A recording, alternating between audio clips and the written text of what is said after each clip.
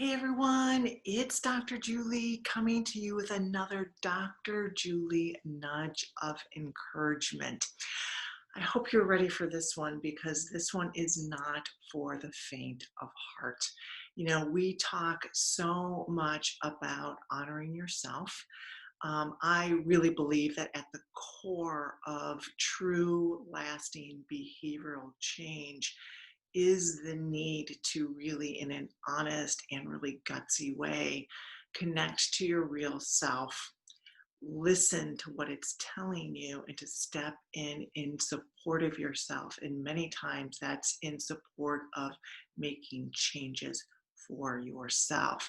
Now, we know that that's easier said than done, but I will tell you, as a psychologist practicing for going on almost 30 years, it is the most imperative thing that you can do for yourself is to have the courage to listen and to step in and make change.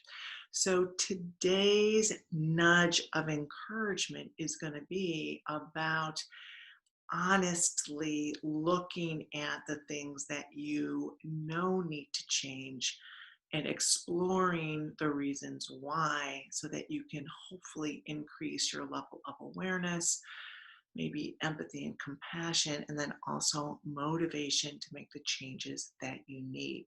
Now, in last week's Dr. Julie Nudge of Encouragement, I asked you to have some tough conversations with others that you were feeling kind of the relationship was just not in the right place. And I encouraged you interpersonally to address that with others, to give yourself first and foremost the message that says you are important, you're worth it. You need to kind of voice your concerns and act to protect yourself and to certainly assert your needs. Well, guess what? We also have to do the same thing, oftentimes within ourself, and we call that the intrapersonal relationship. So I'm going to ask you this week to have a tough conversation or tough conversations with yourself regarding some things in two primary key areas. So the first thing I want you to ask yourself is, are there behaviors that I know I need to change and I've wanted to change that I have not stepped in to support myself to actively change? Okay. So first, to kind of take an honest reflection regarding that, no judgment, but just an honest kind of awareness of, are there behaviors that you have wanted and needed to change that you are not changing? Okay. Be honest within yourself. And then the second part of that is I want you to have an honest conversation with yourself as to how that makes you feel about yourself when you do not step in to make those changes in support of yourself. Now, this exercise is not to shame, okay? The exercise is actually to kind of like dialogue between two different parts, the part that really wants change and the other part that maybe is not stepping in a healthy and active way to actually support and move towards actualizing that change, and to really give that part the opportunity to give voice. Like, how does that affect yourself? How does that affect me when you do not follow through for me to make these changes that our heart really wants? Okay.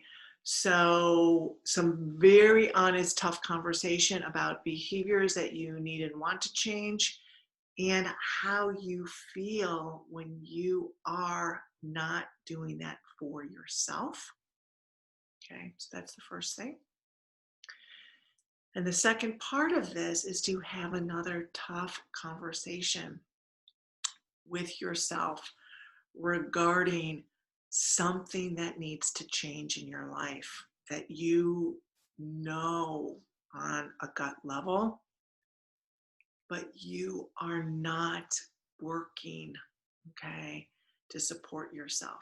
All right. And I'm not in this one talking about behaviors. I'm talking about, is there something significant in your life that isn't working that that you then are not facing? Okay. You're not having the grit to be able to confront. And again, I'm saying this without any kind of judgment. It's important that we honestly look at this, because if you live a life that within yourself feels inauthentic and or distressing to your soul, and you're not taking any action, I guarantee there's going to be behaviors that you're doing to try to live with yourself within that. And there's not going to be a lot of self-value and self respect, and certainly not self-worth, if you are not willing to step in and make some changes again for yourself. All right. So what is not working? Is a career that you picked or went to school for not working? Is a friendship not working? Right? Is a love relationship or is a marriage not working? Okay. Has it surpassed its expiration date and you're not allowing yourself to take action on it? Okay. Okay. So, don't throw tomatoes at me. Okay.